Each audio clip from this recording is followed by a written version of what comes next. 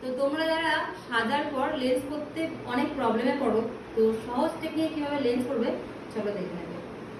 তো এই যে এখানে লেন্স নিয়েছি, লেন্সটাকে নেব হাতে, সলিউশন দাও তো একটুখানি, হাতের তালুতে লেন্সটা রাখবো, সলিউশন দিয়ে ধুয়ে নেব।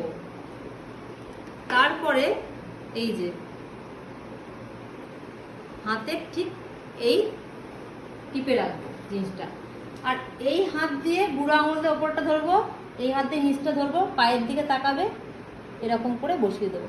চোখটা ঘোরাও, ঘোরাও ঘোরাও, হ্যাঁ ঘোরাও, চারিদিকে ঘোরাও, চোখটা নিচের দিকে তাকাও, বন্ধ করো চোখটা, হ্যাঁ এবার তাকাবে হালকা করে, হালকা করে তাকাও, হালকা করে